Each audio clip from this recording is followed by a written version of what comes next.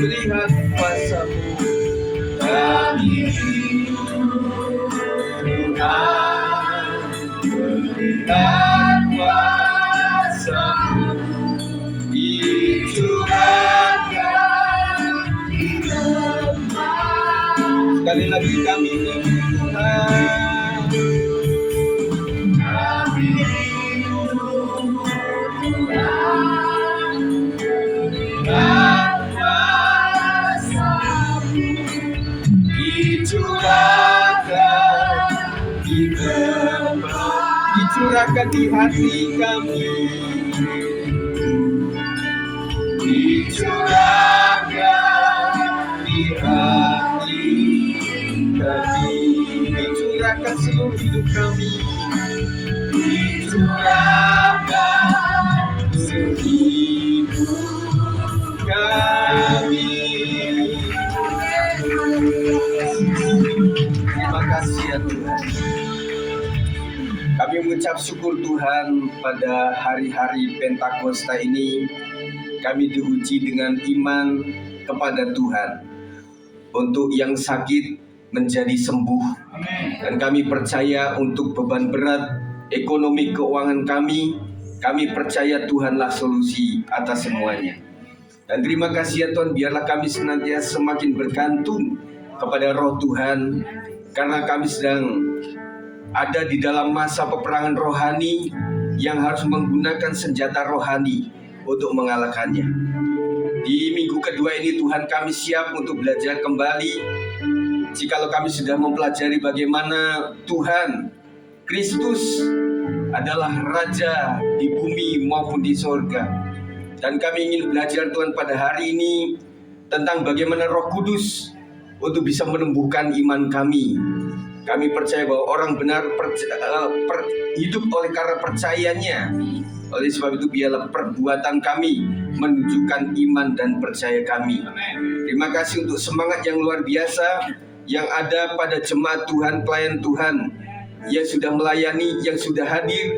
Dan kami tetap mendoakan yang ada di rumah-rumah tangga supaya kesembuhan terjadi atas mereka, pemulihan terjadi, sehingga kami boleh mengalami tidak cuma mendengar kesaksian dari orang lain, tetapi kami sendiri boleh mengalaminya. Segala yang jahat dari roh-roh di udara kami hancurkan, patahkan di dalam nama Yesus Kristus. Segala ilah-ilah zaman ini yang membuat kami susah untuk mengerti kebenaran firman Tuhan, kami hancurkan di dalam nama Yesus. Kami siap untuk diberkati. Kami telah berdoa di dalam nama Tuhan Yesus Kristus. Yang percaya berkata, amin. Silakan duduk saudara sekalian. Puji Tuhan. Terima kasih untuk kehadiran saudara. Terima kasih untuk tim pelayan yang sudah melayani dengan luar biasa. Nah, hari ini seberapa punya kita ada, kita mau belajar saudara. Kita ada di minggu kedua bulan Mei ini, kita akan bicara mengenai Roh Kudus menumbuhkan iman. Enggak ada saya. Oh, yang sana belum di ini. Sini saja lihatnya saudara ya. Saya untung ada tablet, jadi aman. Kalau enggak saya begini terus saudara. Puji Tuhan ya, nanti disetting lagi. Baik, Roh Kudus menumbuhkan iman. Pembacaan kita ada di Roma 15 ayat 14 sampai 33. Cukup panjang, tetapi kita hari ini sudah lama tidak membaca Alkitab dengan panjang saudara. Hari ini kita akan baca sama-sama, tapi bergantian tentunya. Paulus menjelaskan dasar-dasar tulisannya. Saya ayat 14, kemudian saudara Bapak Ibu 15 selanjutnya sampai selesai ya. Saudara-saudaraku, aku sendiri memang yakin tentang kamu, bahwa kamu juga telah penuh dengan kebaikan dan dengan segala pengetahuan dan sanggup untuk saling menasihati. Silakan. Namun karena kasih karunia yang telah dianugerahkan Allah kepadaku, aku sendiri dengan kata-kata yang telah menulis kepadamu untuk mengingatkan kamu, yaitu bahwa aku boleh menjadi pelayan Kristus Yesus bagi bangsa-bangsa bukan Yahudi dalam pelayanan pemberitaan Injil Allah, supaya bangsa-bangsa bukan Yahudi dapat diterima oleh Allah sebagai persembahan yang berkenan kepadanya, yang disucikan oleh Roh Kudus. Jadi dalam Kristus aku boleh bermegah tentang pelayananku bagi Allah. Sebab aku tidak akan berani berkata-kata tentang sesuatu yang lain, kecuali tentang apa yang telah dikerjakan Kristus olehku, yaitu oleh memimpin bangsa-bangsa lain kepada ketaatan oleh perkataan dan perbuatan. Oleh kuasa tanda-tanda dan mujizat-mujizat dan oleh kuasa Roh, demikianlah dalam perjalanan keliling dari Yerusalem sampai ke Yericho, aku telah memberitakan sepenuhnya Injil Kristus. Dan dalam pemberitaan itu aku menganggap sebagai kehormatanku bahwa aku tidak melakukannya di tempat-tempat di mana nama Kristus telah dikenal orang, supaya aku jangan membangun di atas dasar yang telah diletakkan orang lain. Tetapi sesuai dengan yang ada tertulis, mereka yang belum pernah menerima berita tentang Dia akan melihat Dia, dan mereka yang tidak pernah mendengarnya akan mengertinya. Itulah sebabnya aku selalu terhalang untuk mengunjungi kamu. Tetapi sekarang karena aku tidak lagi mempunyai tempat kerja di daerah ini, dan karena aku telah beberapa tahun lamanya ingin mengunjungi kamu, Aku harap dalam perjalananku ke Spanyol aku dapat singgah di tempatmu dan bertemu dengan kamu, sehingga kamu dapat mengantarkan aku ke sana setelah aku seketika menikmati pertemuan dengan kamu. tetapi sekarang aku sedang berjalan-jalan di Yerusalem untuk mengantarkan bantuan kepada orang-orang kudus. Sebab Makedonia dan Akhaya telah mengambil keputusan untuk menyumbangkan sesuatu kepada orang-orang miskin di antara orang-orang kudus di Yerusalem. Keputusan itu memang telah mereka ambil, tetapi itu adalah kewajiban mereka. Sebab jika bangsa-bangsa lain telah beroleh bagian dalam harta rohani orang Yahudi, maka wajib juga bangsa-bangsa lain itu melayani orang Yahudi dengan harta duniawi mereka. Apabila aku sudah menunaikan tugas itu dan sudah menyerahkan hasil usaha bangsa-bangsa lain itu kepada mereka, aku akan berangkat ke Spanyol melalui kota kamu. Dan aku tahu bahwa jika aku dapat mengunjungi kamu, aku akan melakukannya dengan penuh berkat Kristus.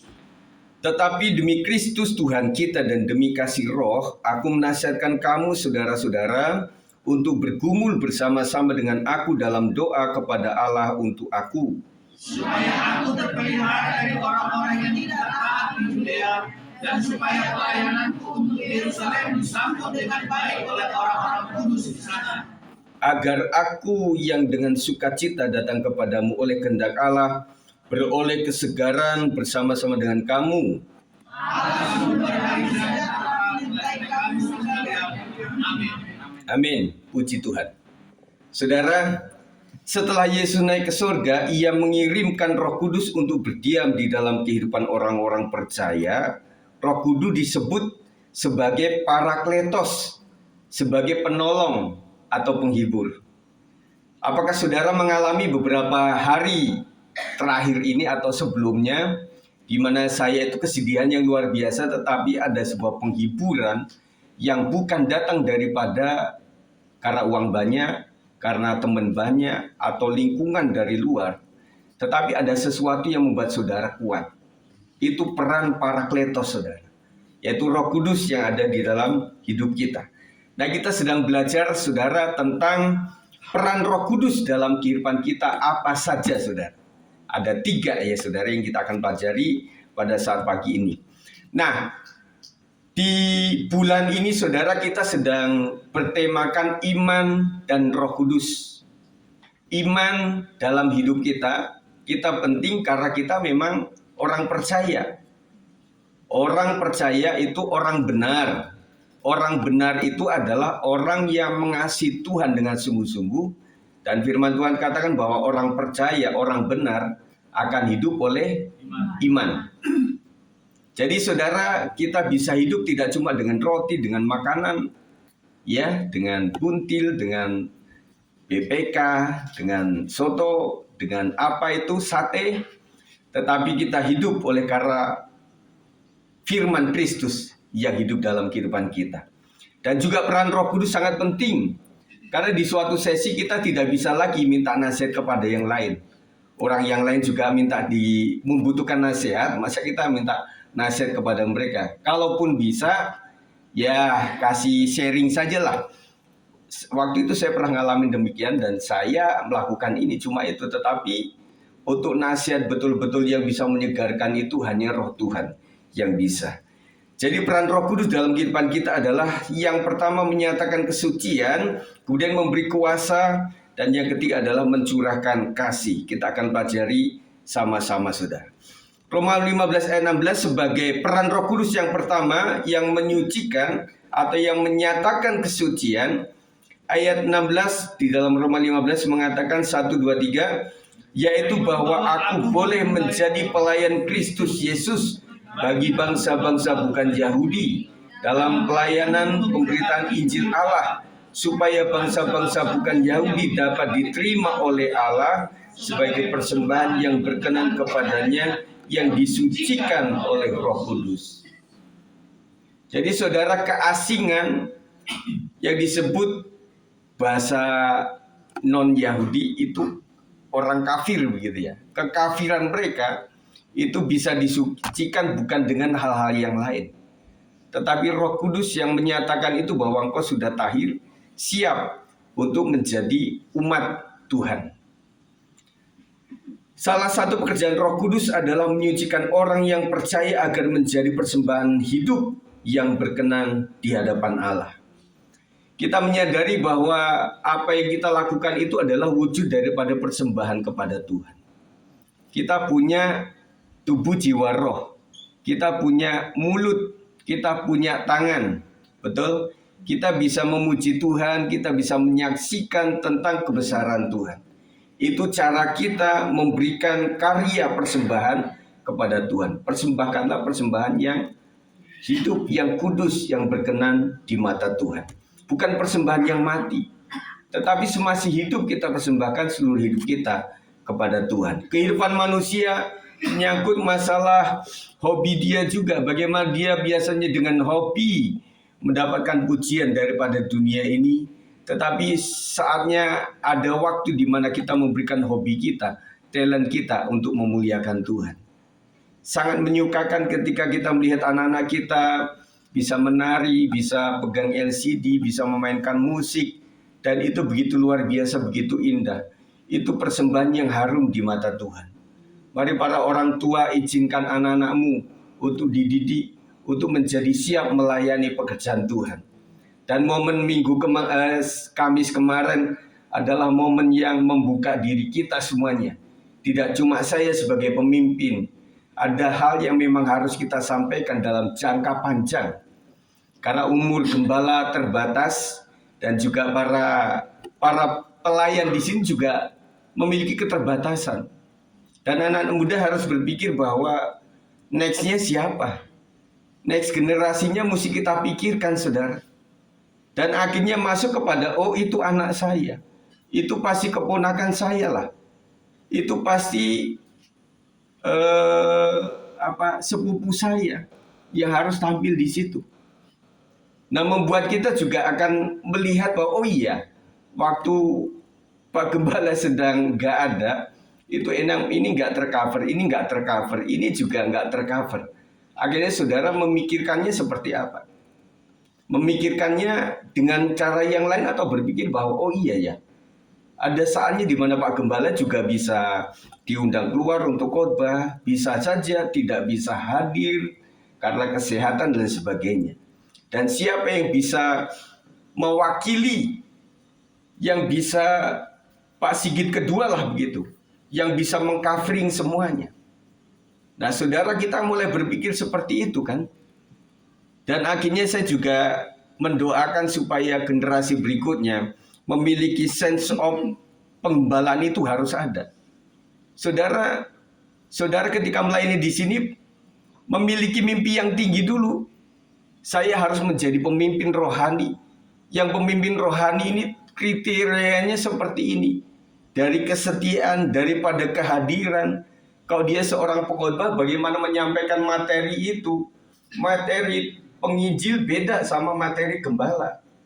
Gembala itu lebih ngayomi, memelihara. Yang dia mesti kasih hiburan, kasih nasihat yang temporary, dan itu tidak seperti pengkhotbah tamu yang dia hajar kemudian dia pergi, kemudian gembala yang mengotak-atik lagi untuk membenahi itu. Dan saya berpikir siapa yang bisa memiliki hati yang seperti itu sehingga gereja ini bisa berlangsung dengan panjang sampai Tuhan datang yang kedua kalinya.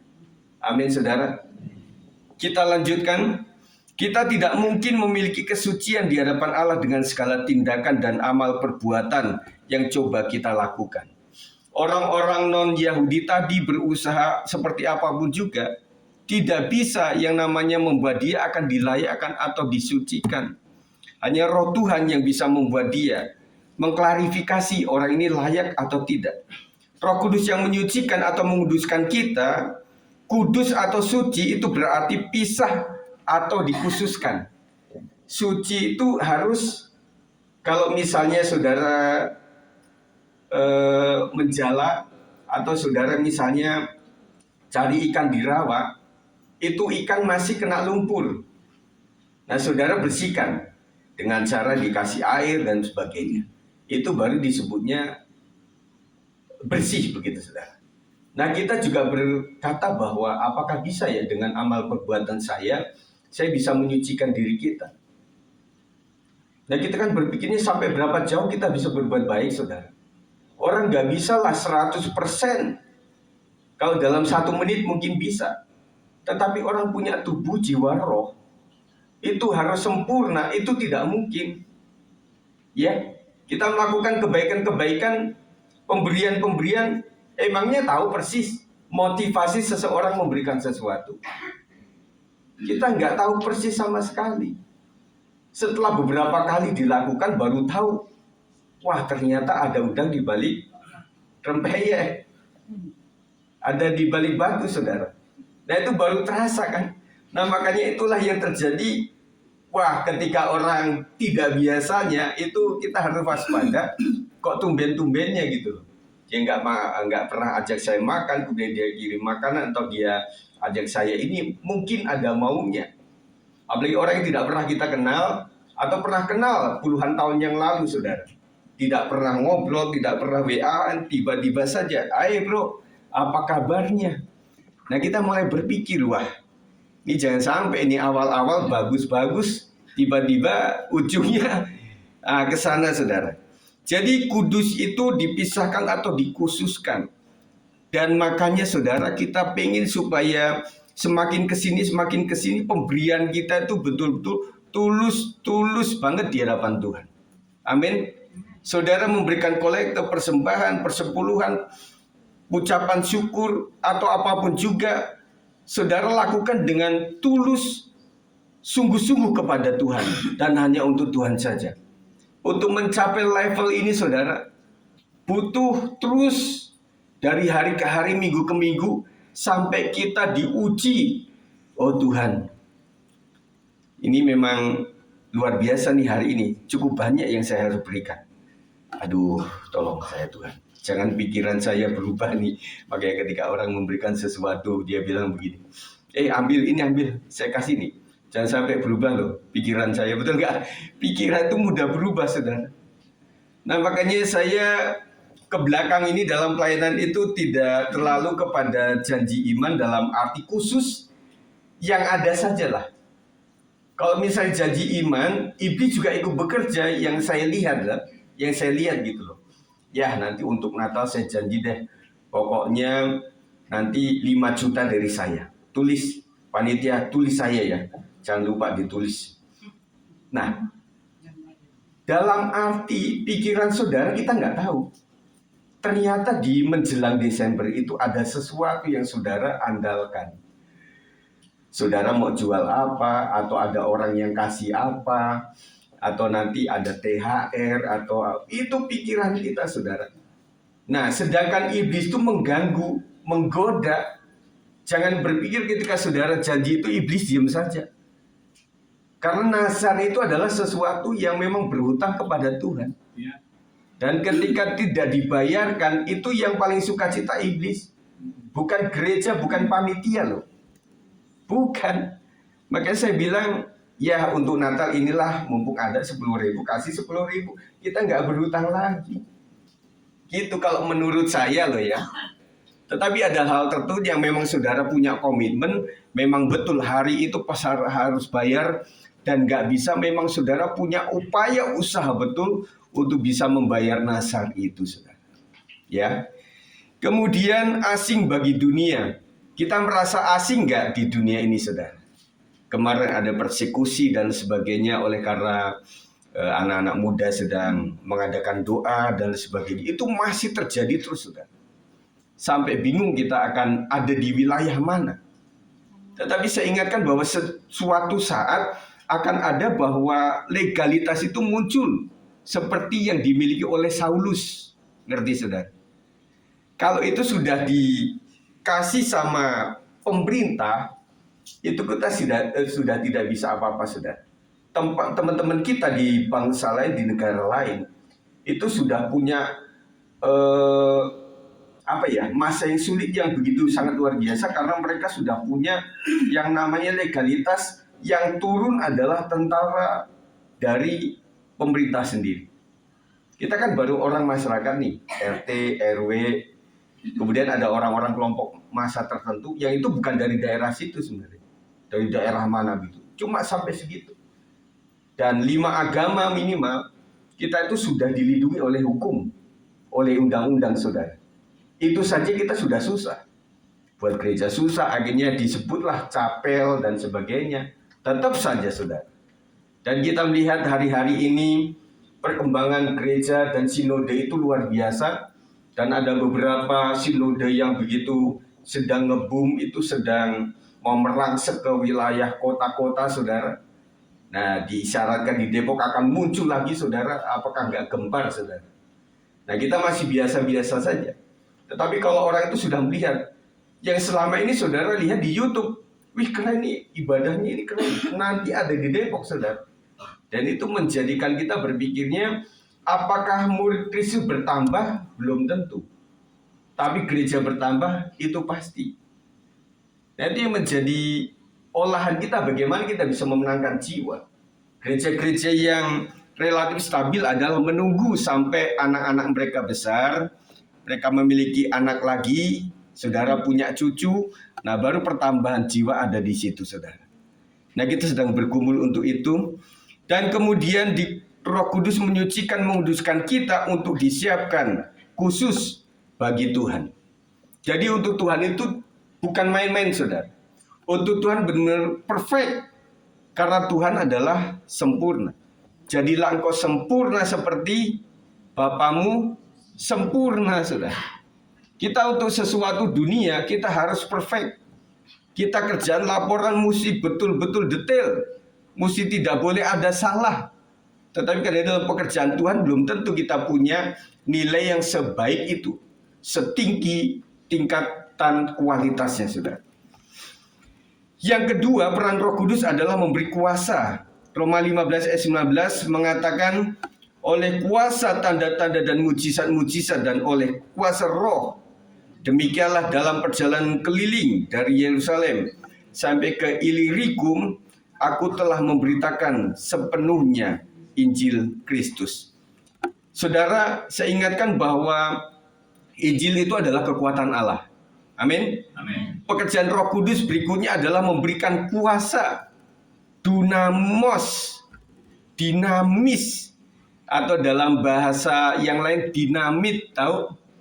Saya dulu waktu Sigit kecil di Lampung itu, kita ada melihat itu ada dari pemerintah itu kan menggali lubang-lubang untuk cari material minyak atau bagaimana gitu ya. Nah, kita lihat setelah digali ke dalam itu kurang lebih kecil begitu, udah dimasukin itu dinamit ke dalam. Nah, habis itu yang kita tunggu waktu meletuskannya, tuas begitu kan. Nah, yang kita tunggu itu adalah kabelnya, baja itu. Kita pakai jemuran, kita pakai buat apa-apa gitu ya.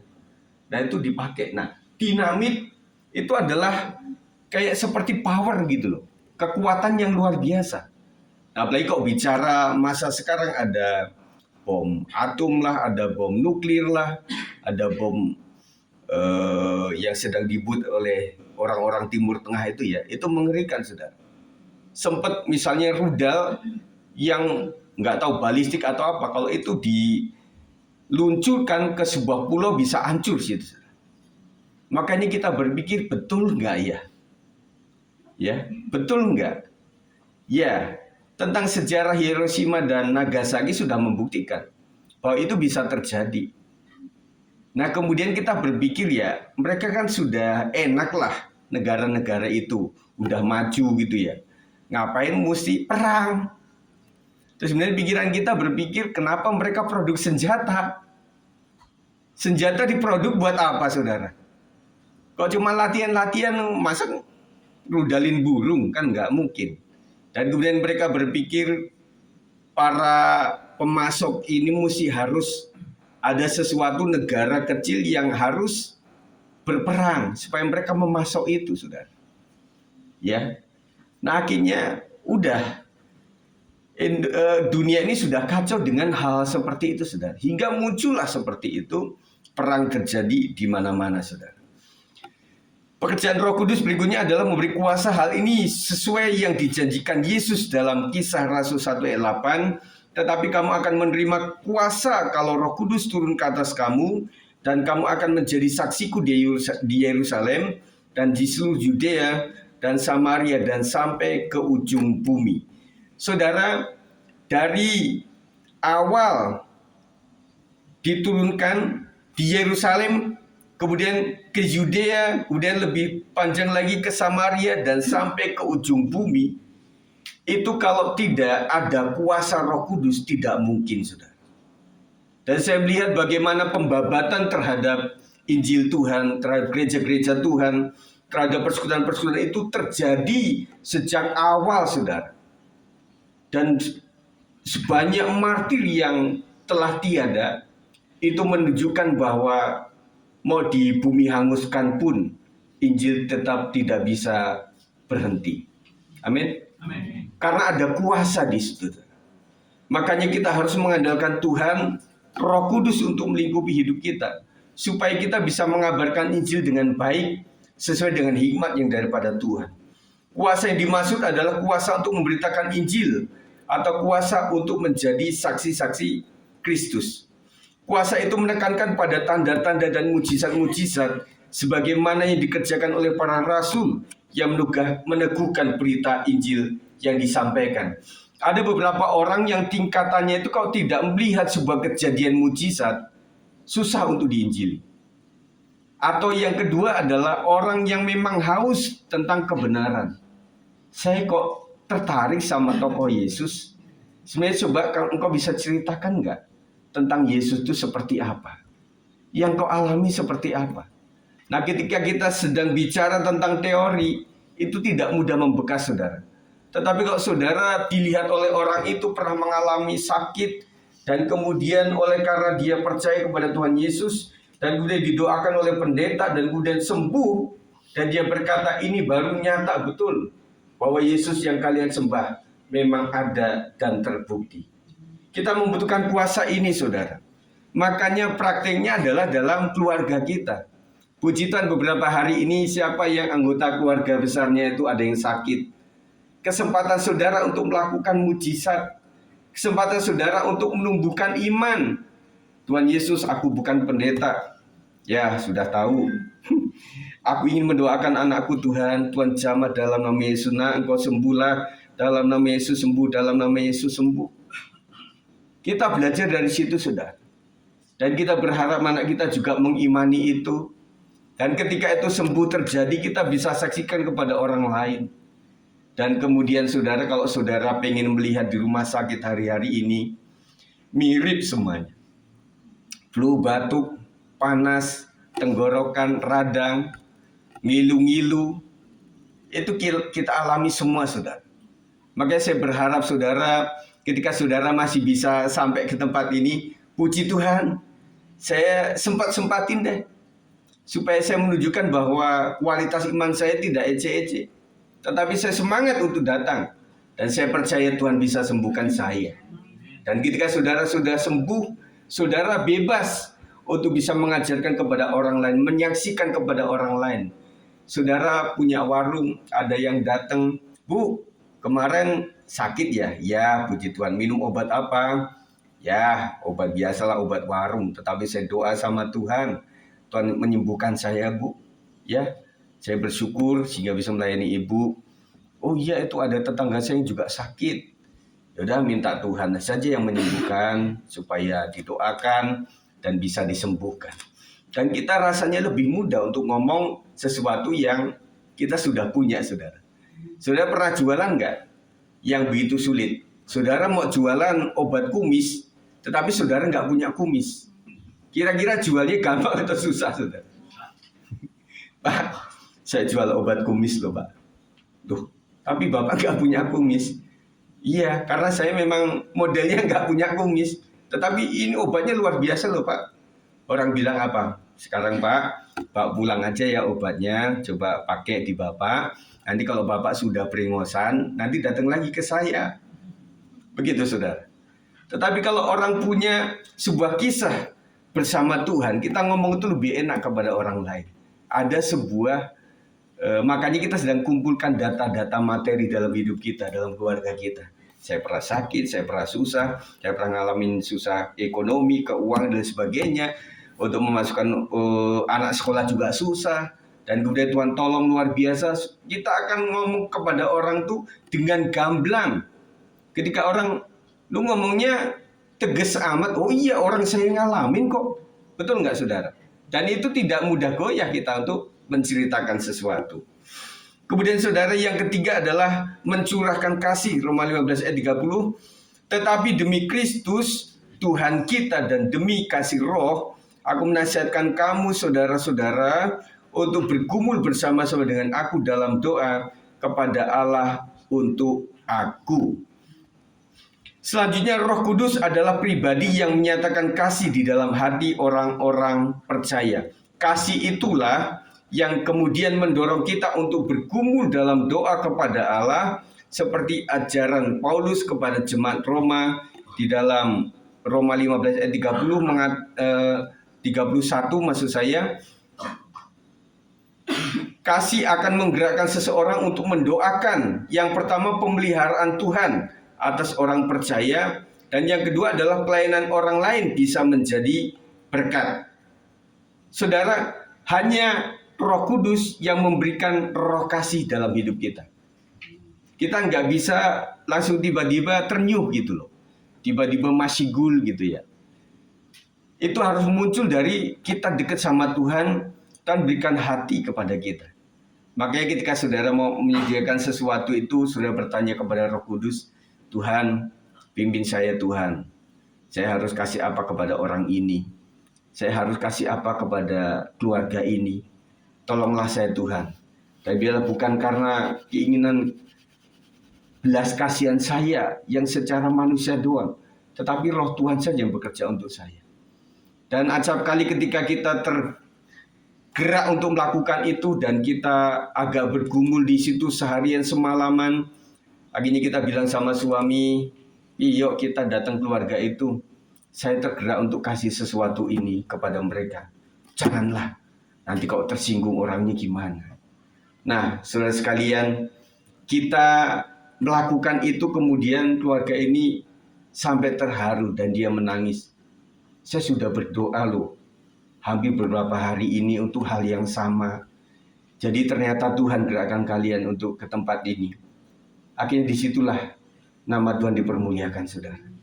Itu harus memiliki kretek dari hati yang dijamah oleh Roh Tuhan sendiri.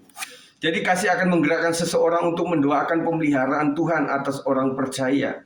Kita mendoakan, dan saya selalu mendoakan keluarga-keluarga Tuhan, tolong apapun masalah mereka. Karena ada beberapa banyak juga yang tidak ngomong sama saya. Ngomong-ngomong sudah pulih, ngomong-ngomong baru cerita lama. "Pak Gem, saya itu pernah nggak, saya hampir lumpuh kemarin. Kenapa ibu nggak ngomong sama saya?" Nah, ada beberapa begitu, tetapi ada juga jemaat baru sakit palu juga udah ngomong sama gembalanya. Jadi saya itu susah, saudara. Ya, tetapi saya berpikir juga kalau apa-apa ngomong juga kami kadang-kadang nggak bisa datang, nggak terlalu banyak kasih solusi juga. Dan makanya saya tunjuk untuk ketua wilayah-wilayah waktu itu adalah untuk menjadi gembala penerus daripada saya sebagai gembala. Untuk bisa saling mendoakan di situ, bukan saling gosip, tetapi saling mendoakan apa-apa kebutuhannya dan sebagainya. Dan kita akan bantu di situ, saudara. Dan kemudian pelayanan orang lain bisa menjadi berkat. Nah, ini doanya supaya Roma 15 ayat 31, supaya aku terpelihara dari orang-orang yang tidak taat di Yudea, dan supaya pelayananku untuk Yerusalem disambut dengan baik oleh orang-orang kudus di sana. Setiap pelayan Tuhan itu harus didoakan, saudara. Yang saudara sekarang sedang lakukan kadang-kadang tuntutan. Pak Gembala harus beginilah, Ketua Komsel harus beginilah, nanti Ketua Komisi harus beginilah, nanti para pelayan harus beginilah. Tetapi adakah kita mensokong mereka dengan cara yang arif dan bijaksana? Nah, engkau susah ya untuk bisa hadir, kau susah untuk bisa membesuk, iya kan? Karena memang transportasi, kemudian karena waktu dan sebagainya. Saya doakan ya, Tuhan tolong supaya anak muda ini menjadi anak yang diberkati oleh Tuhan. Dia punya kendaraan yang baik untuk bisa melayani pekerjaan Tuhan. Itu lebih mendukung saudara daripada saudara kritik saudara, sehingga membuat dia juga hancur hatinya, sudah sungguh-sungguh melayani Tuhan tetapi nggak ada penghargaan dan sebagainya, saudara. Kemudian kesimpulan apa peran Roh Kudus dalam kehidupan kita, saudara? Yang pertama adalah tadi menyatakan kesucian, persembahkan hidup kita yang berkenan di hadapan Allah sebagai persembahan yang kudus. Mari kita memberikan yang terbaik untuk Tuhan. Kita banyak dosa, kita banyak kesalahan, salah kata lah, salah pikiran lah, salah tindakan dan apapun juga. Tetapi kita coba setiap kali saudara mau melayani pekerjaan Tuhan, memberikan waktumu, hatimu kepada Tuhan. Kalau misalnya orang itu mau melayani, lebih baik ketika dia itu, saya akan puasa dulu lah, saya akan doa, saya akan persiapkan semuanya. Saudara memang mempersiapkan khotbah kayak gini gampang. Dari BPP ada, saudara, termasuk Kamis itu seharusnya ada Pak Boto. Cuma beliau nggak ngikutin, jadi makanya saya buat video ulang, itulah mengenai Kristus Raja dunia dan surga. Ya, saya utak-utik, saudara, karena itu bahan dari orang lain itu lebih susah, saudara.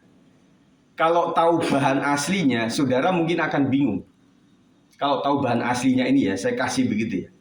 Itu cuma plek udah selesai.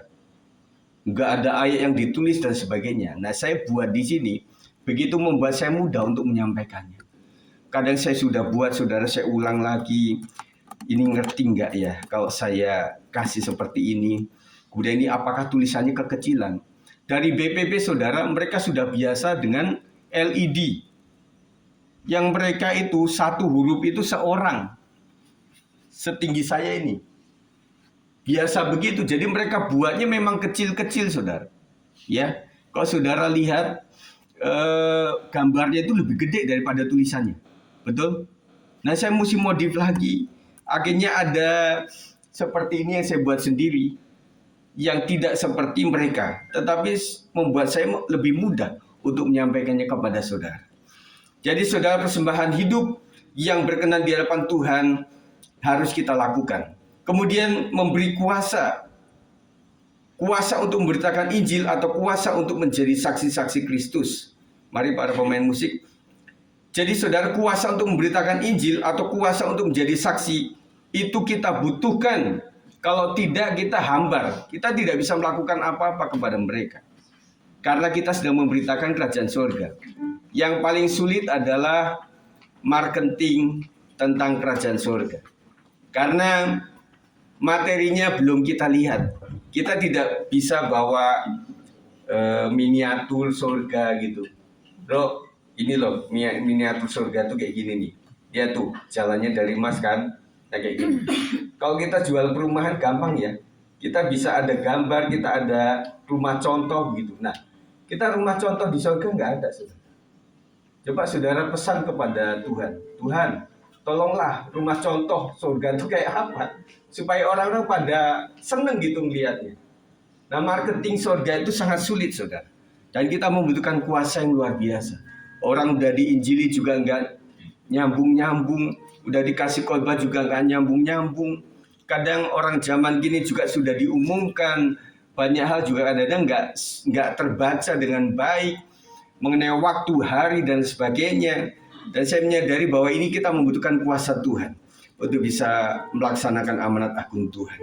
Kemudian mencurahkan kasih agar memiliki kasih dalam mendoakan pergumulan pelayanan. Gereja Tuhan di sini, gereja Tuhan di sini adalah gereja yang sedang bergumul untuk jiwa-jiwa. Bagaimana ke depannya, bagaimana orang-orang yang sedang mengalami beban berat, letih lesu, sakit penyakit, dan juga ada hal-hal untuk biaya kehidupan yang semakin menanjak lagi. Kerjaan tidak menambah-menambah dengan income, tetapi terus saja anak kita semakin gede, semakin membutuhkan biaya yang luar biasa. Kita hanya berharap kepada kuasa Tuhan saja. Kita naikkan satu pujian Allah Roh Kudus penuhi kami. Allah Roh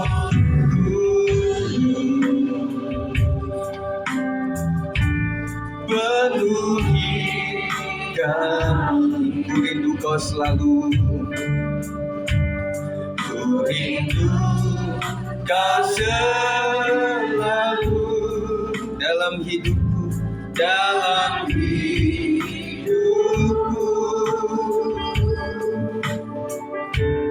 Allah Roh, ubah hatiku, ubah hatiku, jadikanku,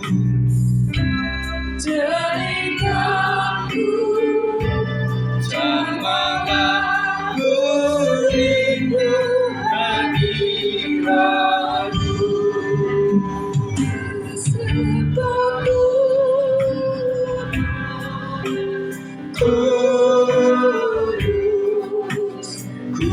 Kuduslah Tuhan, dan ku sanjung kamu mulia, mulia bagimu.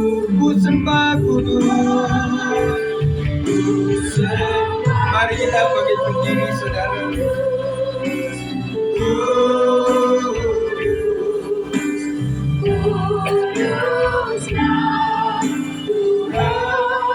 Dan ku sanjung kamu mulia, mulia bagimu. Ku sembah kudus, ku sembah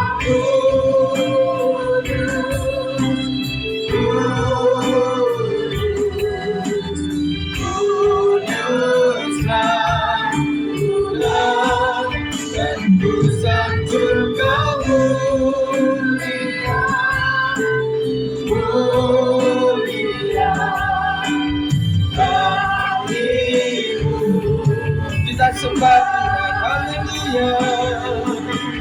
Curahkan kuasa Roh Kudus Tuhan.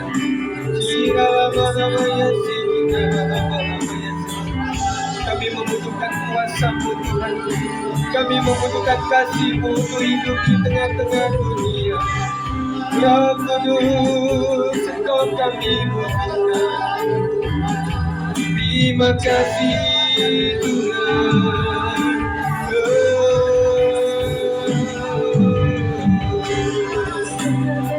Bapa yang baik, Kau sangat baik, luar biasa atas hidup kami Tuhan. Kasih setia dan kemurahan Tuhan mengalir atas kami.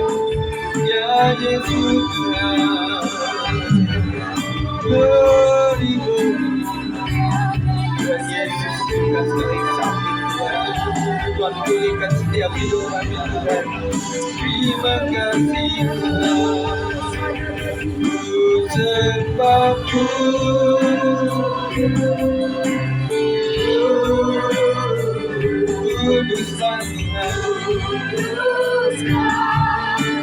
dan ku satu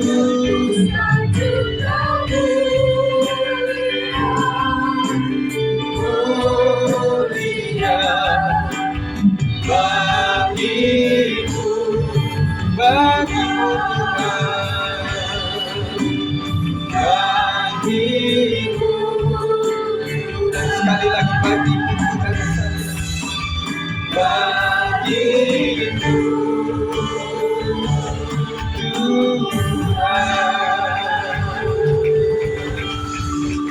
Ya Tuhan, kami mengangkat tangan kami Tuhan, kami yang sakit Tuhan sembuhkan. Kami yang membutuhkan biaya kehidupan, biaya anak-anak sekolah kami hanya taat kepada pimpinan Roh Tuhan. Kau yang sanggup mencukupi segala sesuatu Tuhan.